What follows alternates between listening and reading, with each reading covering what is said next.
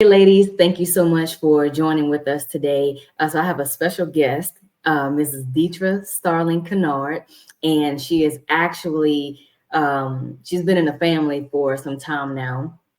She coached my younger brother, and then turn around, I have a son, and she has coached him as well. So I'm very honored. It's a privilege to be able to have her on the show today. And I'm going to go ahead and turn it over and let you introduce yourself. Well, hello, hello, hello. I am Deatra Starling-Kinard. Thank you for having me on this platform today.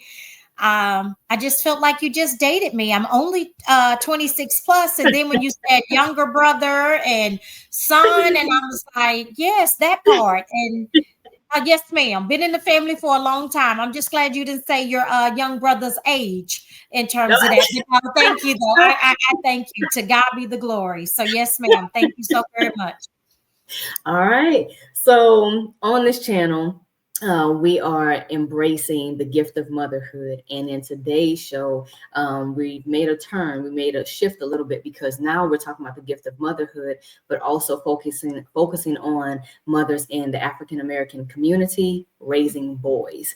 So I'm excited about this. So first, let's kind of give everyone a backstory. So who is Miss Deatra Starling-Kinard? Who are you?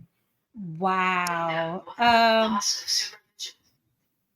First of all, child of God, child of God, wife, uh, mother of one boy who feels like two, um, entrepreneur, um, someone who loves to travel, loves to shop, and read. If I had to define me in those entities and different facets, that will be how you would describe me. Okay. All right. So you have one son. So let's start off with that. So you have one son. How old is he? Lofton James, my star child, now star teen, is 14 years old. 14 years old. All right. Yes, And ma'am. so you take me on, let's backtrack just a little bit because you have been in the education world for how many years? Um, since 1996. We're Yes. gonna play around with the numbers. So Yes. 23 years. Yeah. Mm, So mm. 23 years you've been in the education world, and you've spent a lot of time working. You started off as a tutor, and then Mhm. you branched off into coaching. Yes, ma'am. Okay, so how did that come about? That came about, well, I was in an instructional coach for Arlington ISD. Okay. And for many times, I was, as you know, went from a classroom teacher to being an instructional coach, having coaching conversations with teachers and looking at their academics and what can we do to improve it. Yet at the same time, I had star tutoring. As of 2019, I decided to leave that position and pretty much work for myself, but that came also with the change as well. And I'll unpack that if you would like me to go into details. Yes. In the process of unpacking that, I had left the district because they was trying to surplus me and put me back into the classroom. Well, being out of the classroom as an instructional coach for 12 years, I just was not ready. So I went out saying that, hey, I'm going to take star tutoring to a whole nother level, saving face.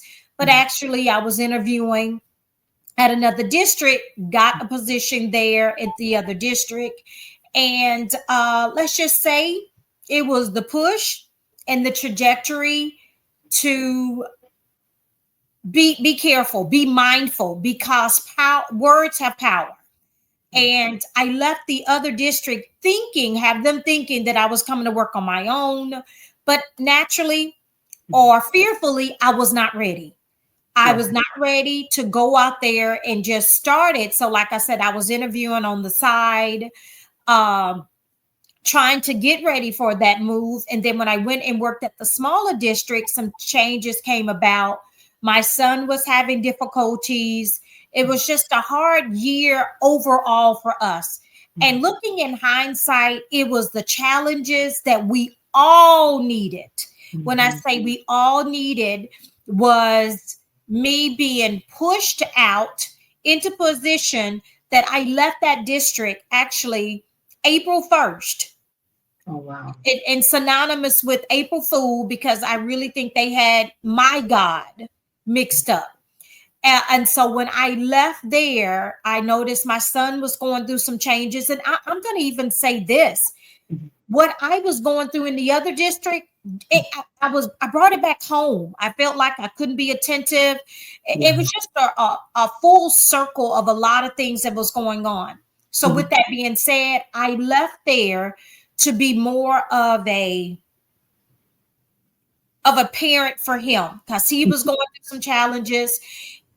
He was the only brown skin, or should I say African-American boy in his grade level, had been Barack Obama every year since kindergarten. His school was not really diverse. And the only African-American teacher that year, chapter 37 him. And that just means, code word is that I've had enough.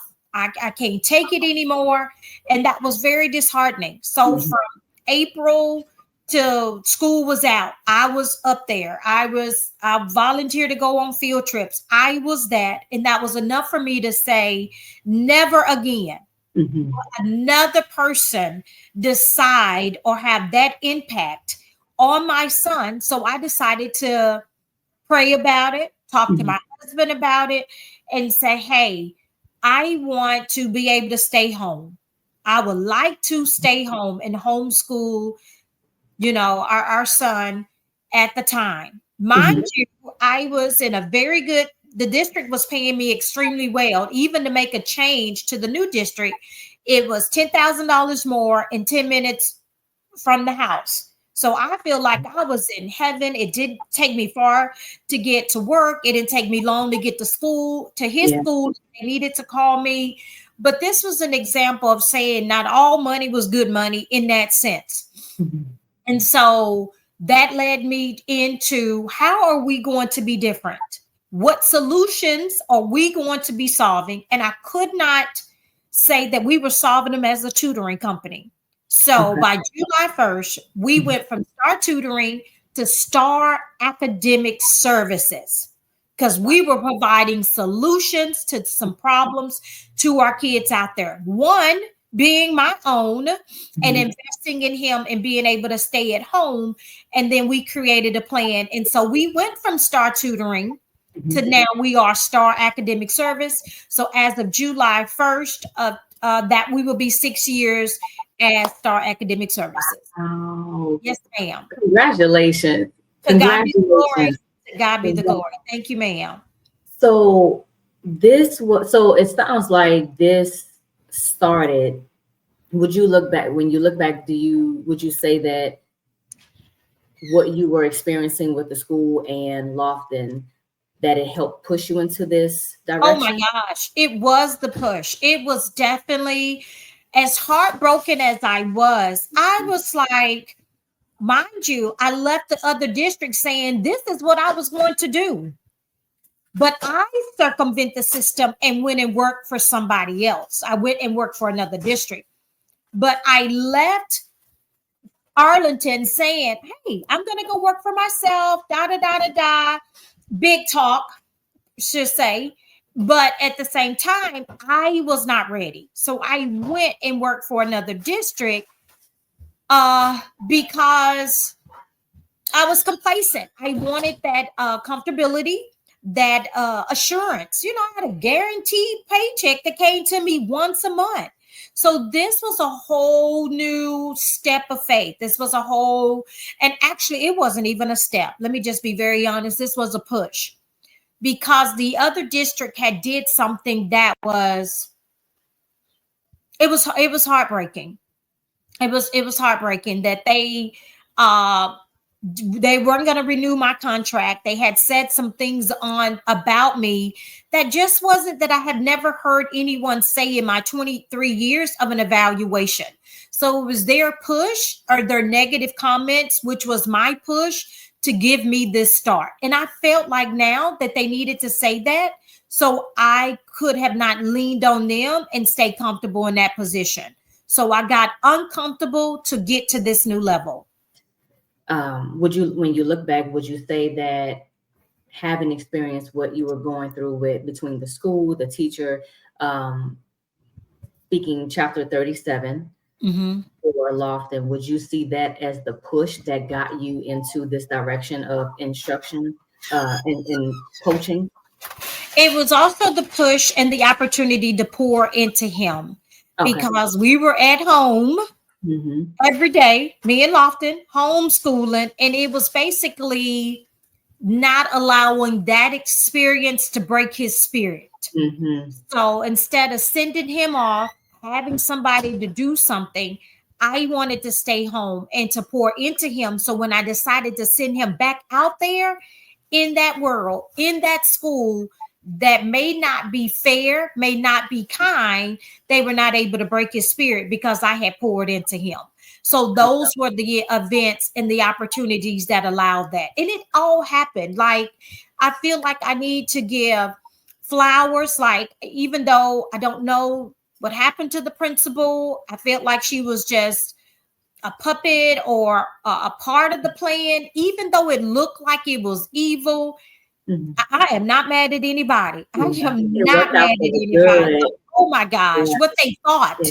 as they Yeah. say, what they thought. Yeah. I cannot go on without saying, to God be the glory. So what they thought was going to be something, it was just absolutely when, and again, I was devastated. Don't let Mm-hmm. me sit right now and say that I was not hurt. Matter, Yeah. I was so hurt. I got an attorney.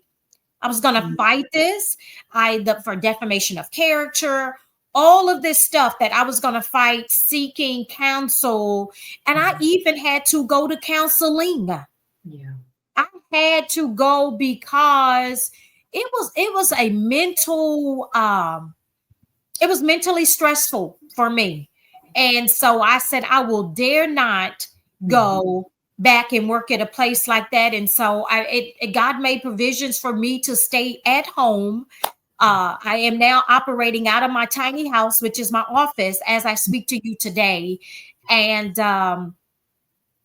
with everything that's going on, I have no need to go back into a district.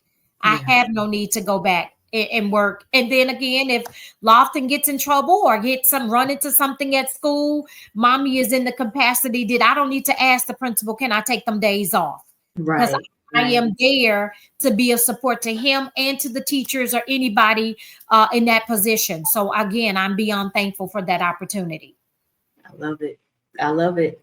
Perspective is everything. Oh, yes, ma'am. Yes, ma'am. Perspective is everything. But I Yes, like the fact that you were honest, because you're on the opposite side now. So it's easy now, looking back, we can see ma'am. how God was in it. But sometimes when we're actually in the thick of it, it does. I'm pretty sure there are a lot of questions like what's going on and a lot of emotions that are rising up. And like you said, you were hurt. You were hurt. Yes, You very had, much so. yeah. Wow. Even with the fact that the teacher, like Hmm. I said, because if we look at the makeup of the campus, Lofton was strategically placed in her classroom because we needed that strong structure. Okay. Lofton had been tested several times, COGAT, different forms of testing, very brilliant. And the deal with that was he was a fast finisher. So Hmm. his fast finishing, without a plan of structure or something else, put him in a position that he was distracting those who Hmm. needed her the most. Hmm. I'm going to say that. Yeah. And because he was already done with his assignment with accuracy, Hmm. she could not be a teacher to the ones who were not above grade level like he was. Gotcha. And so that just put a different plan in place because I'm thinking stern, Mhm. figure that she could look at him like I Yeah. needed her to put him into place. And so when that happened, we went and I got him tested, and I Mhm. got him tested, and I got him tested, and I got him tested, because I was not ready to deal with the reality of that. I not only did I had a gifted child, I Mhm. had a child who had ADHD, and I had a child who was what they considered high functioning autistic. And Mhm. I'm like, you don't look like. That's the first And thing we typically oh my think. gosh, that I was like, so I took him here and I took him Mhm. there, and but I could not have done this without our support. Once I did it, I went to Cook's Children's Study Fund. I was on a waiting list, and I was told stay on the list because the doctor you're about to see, Dr. Smith, is Mhm. one of only African American doctor. Do not cancel this appointment. And so we got rescheduled to see her. She confirmed it, but not only did she confirm it, she put me in touch with Lofton's ABA therapist that we still have on record, who reminds me that it takes a village. And part of her program is not only does therapy comes for Lofton, therapy comes as the parent. And Mhm. some of her parenting to me is think back when he was in your womb and he's your gift to God. And I'm sitting here like, but I want to choke my little black boy. Mhm. He's your gift. He's your gift to child. And it's just like you have to meet her because that's how she handles me. Go from there. And it was like, and sometimes it's her words that saved Lofton from me being, and I had to tell you, Yeah. that black mama. Yeah. Mhm. Naturally, I wanted to handle him as whipping, spanking, How we and grew up and sometimes those words would just be, but you got to handle him from where he's at, and this, and this. So it does. If you do have a child who is not fitting the norm, get the help, get the support, and remind that he truly is a gift. yeah. Yes, ma'am. Oh, I love it. I love it. I'm having to take a moment right now because Yes, yes, I'm ma'am. listening to you. You went through, so you said you had to get you got them tested, you got them tested again, you got them tested again. What was that like? Take us on a journey of what was it like for you to come to terms and say, okay, I now accept what's going on. When Per se. when I saw it, and honestly, I think the hardest thing was because Lofton is the only child, Mhm. and I wanted to make sure that I was in a position that he needed to do. He didn't have any needs or wants. Even as a Mhm. single mother before I got married, Lofton has been in a very privileged position, and I just thought that he was spoiled. I just, Mhm. I just attest to that. This is just a spoiled brat, and not willing to accept that. Okay, that's true too. That's true too. He is spoiled, but there's some other things that's going on when he gets fixated on things, and I couldn't explain it. Some of the behavior that I was trying to give it to an excuse without really saying that's a sign of autistic. Mhm. That's a sign of his ADHD and some other things, and just accepting it, but Mhm. not just accepting it, but then getting the support with it because it was something new that I've never navigated Mhm. before. So I said, if I'm going to go with this newness, then I'm Mhm. going to go with a professional who knows what they're doing. Yeah. And so that way I don't have to feel like I'm on an island, that I'm in Mhm. this by myself. So some of that also came with educating my husband, educating his dad, which is still in denial, but that's another interview. Um my parents, and even the medicine, like deciding to do the medicine or not Mhm. do the medicine. We went into it when we decided to put him back in school for the Mhm. sake of the teachers, not Lofton, Mhm. for the sake of the teachers who did not have the skills to recognize his autism. We put him on medicine Mhm. Okay. because we was trying to shape their perspectives and have him as the controlled little black boy, Mhm. that they needed him to sit in that social setting. Uh, but listening to my child Mhm. and him being not feeling well and not being at his best, and then he's hiding it, and then he's thinking that he's getting over, we just stop the medicine altogether. And we try to put more things in place. And again, a great support team. We got a Dr. Jackson on our team, and we called an ARD, and we said that this child, we would like all his teachers to be educated on how to handle him. So his ARD came with a before school start. They go through this process on how to handle and redirect this one right here.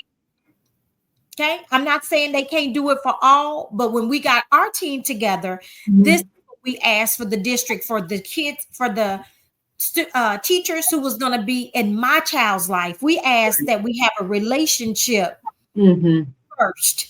Get to know him if you get to see things, so you can get this. So all of this is part of his 504, his ARD, his behavior plan. We ask that y'all be trained. Look fors and going from there. Okay. And all we can say is some people showed up, but then when some come back, we ask, did you see page 37 of 42 to say then when this happens, don't know what the change is going to look like now with the federal government and the disbandment of the Department of Education. But for the last 2 years, those are some things that we had in place for that little black boy at his school that did not look like him and the teachers that served him. So do you feel like it's helped you so far? Like, do you see improvement? Oh, absolutely. Absolutely. Why do you think it was so important to have relationship first before placing Lofton in class? Because once you know him, once you get to know him, you would not feel like it's defiant, that it is. Lofton is, in which they all are, uniquely different. And he wants to, I don't want to be called out. I don't want to be singled out. But there's some things that's going on in my brain, in my body, that I do not know nothing about. I don't have the capacity. I don't have the words to do it. So bear with me, and I may be just screaming out for attention when in fact I just need to get away because this is too much. So sometimes he didn't have the words, and so we needed to train the teachers to give, or the cue cards. Like Lofton has cue cards to say, I need a break. This is too much for me with everything that's going on, because my brain is going like this. I need an outlet. Right. Which is also why we put him in every sport possible. Lofton is in football. He's in basketball. He's in track. We had to keep him actively engaged because of what's going on and how he's wired. And we needed the teachers to understand. And also, too, advanced classes. We needed the structure from the advanced classes. And that was from data that we did data. Okay. Yes, ma'am. So, there's two things. Let me put the first question on the back burner first. So you did research. You said that was that was because we did like 1 year, we did, let's say, 1 or 2 AP or advanced classes. Okay. And then we did general ed. And then we followed the referrals. We would follow the behavior plan. And we noticed that there was more behavior issues in non-advanced classes. So in general ed, Lofton followed the masses. And AP, he rose up to this environment.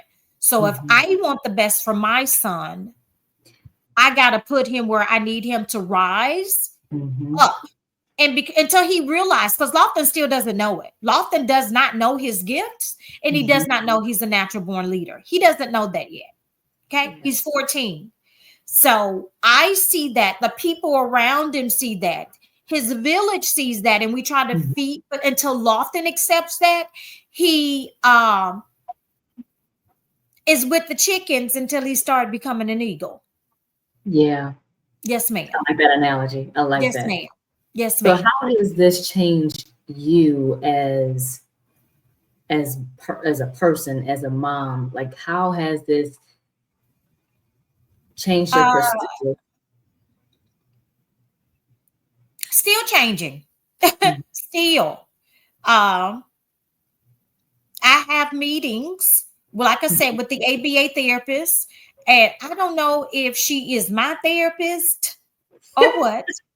Um, but it's just it reminds me again that this is uncharted, Yeah. and it's still hard. Of course, one of my assignments was read the book, and one of it had these look fors and don't take it personal. Hmm. I'm not supposed to take this. This is my child. But I'm still learning. I'm still navigating this, still changing. Hmm. Um, and one of the things that I'm doing now is let them and let me.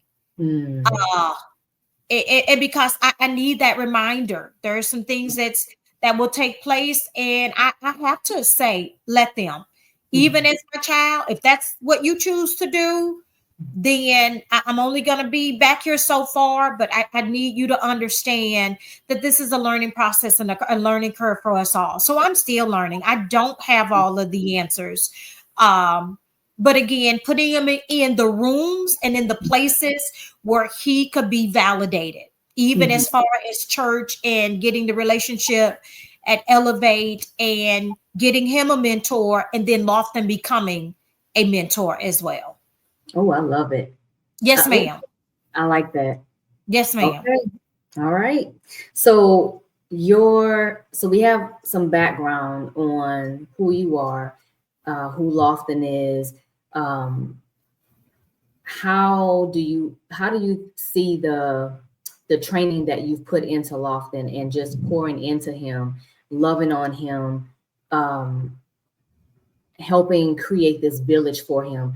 How do you see that connecting to STAR academics I can services? say this. Our biggest deal is home training. I often feel like I'm failing Lofton. I had an opportunity yesterday to go to a graduation to one of my scholars, Mhm. and I went into the room and I saw this lady hugging on my son, and I thought maybe she was the got him mixed up because I'm like, Okay. how do you know my son? Mhm. And she said, oh, I'm a teacher at Job, and your son has been into my classroom for small testing. And Okay. he is such an amazing da da da da da. And when you think you have failed and Mhm. are not doing your best because it's been a struggle, It's real, and yeah. your son shows up and his character is showing you doing the best you can as a mother, Hmm. that part right there. Yeah. That part right there, when his name is in rooms and they got good things to say about him. Yeah. Yes, ma'am. Ooh, wow. I feel like that hit something. Yes, ma'am. Because he acts a certain way with me, and I'm like, Lord, Lord, Lord. Like, and if I could be very vulnerable, Yeah. this is my daily prayer. I am raising a black boy,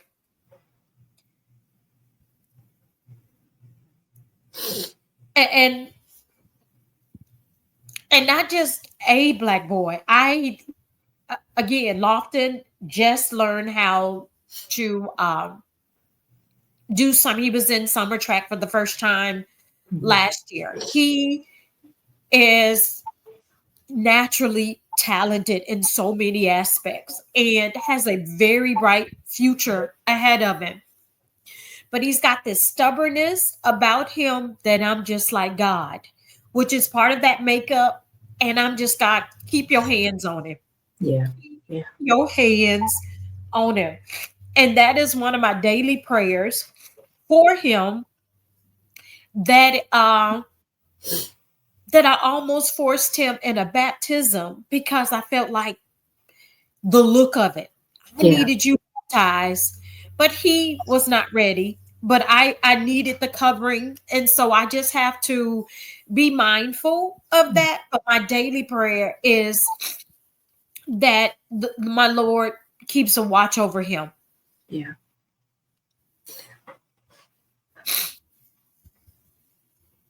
Which brings me to when scholars come here, it's about building the same thing that I'm practicing with my own. Mhm. Uh, I remember years ago when I was start tutoring, I didn't have Lofton, and I was having a session with the scholar, and I would his sessions were at the time in his home, and his mother called me up and said that I need to have a talk with him because he's taking it hard that he found out that I'm pregnant. Wow. Because of our relationship, he felt like he was my child, that he was personal. So I had to let him know that yes, Miss D is having a baby, but I will still be here to support you academically. Although it felt like he was emotionally in some other things. And so Yeah. I have to be mindful. And that's why when I ask people, when they anytime they hear about coming to Star Academic Services, we ask them to do two things. One, come take the drive Yeah. because we are outside of the city limits. Mhm. And two, once you get here, you leave and you pray about to see if we want to be on that journey.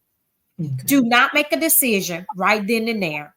Go and pray about it Mhm. because of the simple fact we need to know that it's spirit led that you're gonna be here for a minute. Yeah. And people say, no, we've already made our decision. No, no, that's not part of the protocol. They like, what's next? Go and pray. But we already know. I understand that, but that's very important because of the fact that we're in this for a long haul and that Mhm. you go and pray about it. So that way, when something comes up, this is where I'm supposed to be. Mhm. This is best for my child. Yeah. So yes, Because you ma'am. will be tested, so this is good. Yes, ma'am. It's good. Yes, Oh, Miss D. I'm trying. Just hold yes, on. ma'am.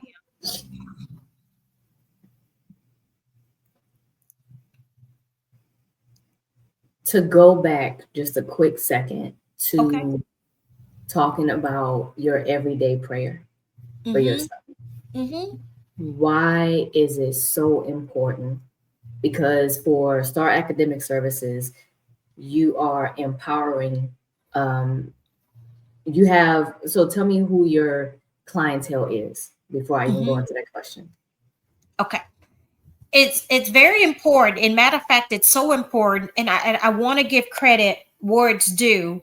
That it's a YouTube, and I'm only looking away because I just want to give this credit. There is a prayer that I listen to every morning, and I just want to give uh, credit to that prayer with that because of the simple fact I cannot do, and it's like decree and declare my Mhm. child will, and I just a lot of times it's like 8 minutes long, and I Okay. just put it throughout the house, let it resonating and to that, and it is absolutely um amazing prayer.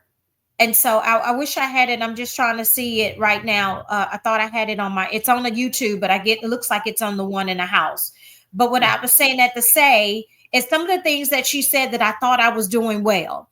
For Mhm. example, entertain. That I remember giving Lofton an iPad early, and what I did was allow him to be entertained by those spirits of those games. And so Mhm. that's why I would have to be careful. So now I'm coming back, and then while he's sleeping, Mhm. I'm letting that resonate through the house. I declare, and decree, as she Mhm. said, and it's just amazing. And it's only 8 minutes. It's only 8 minutes, and I will put it on repeat while he's sleeping throughout the house. So therefore, I feel it's very important before he walks out. of the house. And I like to give credit to it. As soon as I can find it, I'll send it to you later if you want to Yeah, enlist it in I can go yourself. ahead and I can Yes, listen to it, ma'am. and then I'll also put it in the show notes for other moms as Absolutely. well. Oh, thank you for Mhm.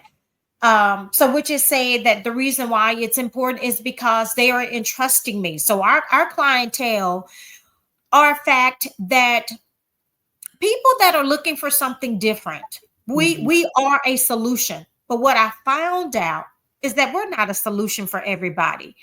It got back to me that someone had taken their children and they wanted to make note that that the place that they were at, they were excelling and that they were cheaper than Miss D. And I realized that we are a Chick-fil-A and not a McDonald's. Oh, And the experience that we give you is not tutoring. I'm not. yeah, And what I'm not going to do is justify my price for someone who's looking for tutoring because we're not. I'm an academic much coach more. who Yeah, has a plan of getting these scholars in schools that says, no, you can't get in here because of your scores. So we try to start early, laying a foundation, Mhm. getting them ready for academic success with that accountability piece, such as what are you going to do? Asking those, unpacking those questions that I was unpacking with those teachers. I am Right. trying to use that same platform with my parents and with my scholars, that they're Okay. setting goals and they saying, Miss D, I got an advanced geometry test today. I bet I'm gonna make 100. And well, how would you like to meet that bet? Well, Yeah. if I meet it, you give me such and such. Let's go. If you can make 100 and you want to set that as a goal, again, putting that responsibility back on my scholars and one changing the trajectory by one not acknowledge them as students, but it's Yeah. not acknowledge them as scholars, and knowing that we are getting a different experience if it's taking them to iFly during the summer, working on STEAM, and then offer them support. If they do decide to take an advanced class, that we Mhm. want to say, okay, we in this together. Yeah. We're in this together in terms of what that looks like. And so that's why I want to say that we're not going to make excuses for what we charge, Right. but we Right. are going to make a platform where our Mhm. scholars are elevated with the tools that they can go out and be successful. And Yeah. one of them I attest to is having a scholar that I was his academic coach in 10th grade. I'm Mhm. still his academic scholar, and he is a sophomore with a 3.8 or 3.7 at Morehouse. Because, yes, ma'am. Yes. Yes, ma'am. So, Star Academic Services is literally following children into young adulthood because that's college. Yes, ma'am. That's our So, goal. We when we say we serve K through college and adults, we do. Yes, ma'am. Lord, Yes, ma'am. Ms. D, I feel like I'm gonna have you on for part two because Okay. Yes, because ma'am. I feel like we can go on. Let me try to. I'm gonna try to do my best to wrap up for today because I honestly believe we're gonna have to have a part two. Okay. Um, Yes, ma'am. you putting a lot out there, and I feel like we have to go deeper. But I want to have a part two with you if that's okay with you. Yes, ma'am. But let me ask you this: motherhood is very different for each woman. Yes, ma'am. It's very unique for each person, right? For each mom. What are some of the things? And this wasn't. This is a question that's really coming to me now. Actually, Okay. Oh Lord. I want to. I want to try something different. What do you like most about what you bring to motherhood? Okay. This one is I am one, and I'll expose it. I was 37 years old Mhm. I had did a pregnancy test. I thought it didn't work because it was 4 o'clock in the morning and it was from the Dollar General for $1. My mom had watched on the news of this doctor here in Mansfield who specialized in women over the norm, over 35. And I said, well, let's get an appointment and go see him because I know not I'm pregnant. Get there and do the test. And not only did he tell me that I was pregnant, but my child was conceived around. Okay, wait. So go ahead and, because I think it cut out just a little bit. So you said not May. Not May 20th, not May 18th, but May 19th. My mom is there with me. When he said May 19th, we both started crying because that was the date of my deceased dad's birthday. Oh my. So here it was at 37, where I didn't think I could have any kids, that I found that I am. And not only am I pregnant, the child was conceived. And like I said, the doctor gave the date. You know, they'll say between, not this doctor. He said about, and he said yes. He said about, but he still said May 19th. And my mom and I cried. Yeah. And so with that being said, I am still trying to do two things with this boy. Yeah. Make my father proud and make my daddy proud. Wow. This is taking motherhood to a different level, to a higher level. Do you see motherhood as a call? Oh my God. I think I read it once, and I think they said it around by Mother's Day. This the toughest hood. Motherhood. Yeah. Ma'am. Oh my gosh. I'm a reader, and I read that pregnancy book. Yeah. I read the book. There's not one. There is not a book to prepare you for this hood. No. There is not. There is not. But there are supporters. There's a community. There's other mothers who can glean and share the wisdom. But yes, there is no hood like motherhood. So yes, ma'am. Yeah. Yes, ma'am. All right. So my last question, what would you say to a mom, a new mom who is entering into, maybe she's pregnant or maybe she just birthed her child and she's scared. She's like, I have no idea what I'm going to do. What would you say now? That sounds like me. I was extremely scared. To be honest, I looked to who I felt did it best. I went back to my mother. I think she did an amazing job. She had me at 16 years old and my brother at 18. My brother is a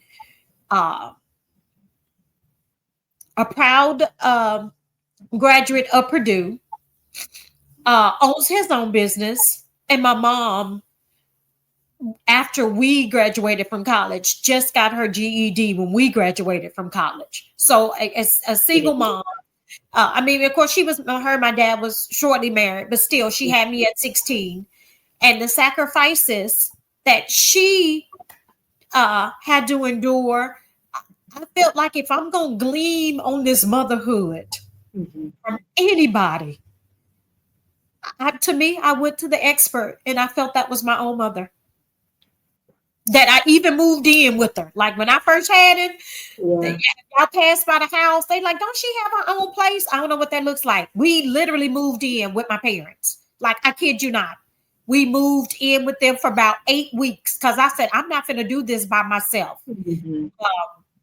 Lofton and our dad, Lofton's dad was away at school. And Mm-hmm. so I moved in with my parents. And when I stayed there with them about 8 to 10 weeks Mm-hmm. because I said, this is scary and I'm not going, no. And that's why I think he's so close to my mom and dad in terms of that. And then when I decided to go back to work, I Mm-hmm. wanted to entrust no one but her, that I asked, may I retire her? And Wow. oh, yes, ma'am. My mom does Wow. not work today, so she could stay at home and take over. And so we talked about what did that look like. And the only thing I had to do was make enough money so I Yeah. could pay her car note. Wow. And she decided to stay home and has not returned. And then, of course, Lofton went to Pantego Christian Academy. So she was his driver to get him to the private school. Because I said, if I'm going to go back to work, I Mm-hmm. need to entrust him and Yeah. whoever asked. And I asked my mom, what would it look like for me to keep you at home and help me raise this boy? And yeah. Part 2 is coming up. Okay. Part 2 is coming up because if we stay, it's gonna be a 2-hour If you say interview. so, if he says so, if God puts it on your heart, just Lord. let me know. But yes, ma'am. Wow. Ms. D, thank you so much. You're so very welcome. I thank Thank you for having me and letting me share and be vulnerable. This is Miss D. This is it. I mean, and this is my story. So I thank you for that. Thank you. I really do. Thank you for coming on. I realize that this is, I do ask questions. I do understand that this is a vulnerable setting because it's not just, it looks like it's one-on-one right now, but when you're posting it, it's for other moms to see, it's for everyone to see. And so I've recognized that this is, it allows you to be vulnerable, you're transparent, and I just want to say thank you. I want to say thank you for, on behalf of my mom, thank you for coaching Josh. Thank you. And for me and my son Jabari, thank you for coaching Jabari. Thank you for, on behalf of all the moms that you coach their children. Your work is missed. It makes a huge difference. But thank you for just being who you are. Honestly, thank you for being who you are. And I really enjoyed this interview. So thank you so much for coming on. You're welcome. Thank you. Thank you. And if you know me, my words are always, to God be all the glory. Yeah. To God be all the glory. Thank Yes. you. Thank you. All right. Yeah. Have a blessed one. And You thanks for too. having me on. So Thank you so much. Let me go ahead and end this recording. okay. Thank you, Okay. ma'am. Bye-bye.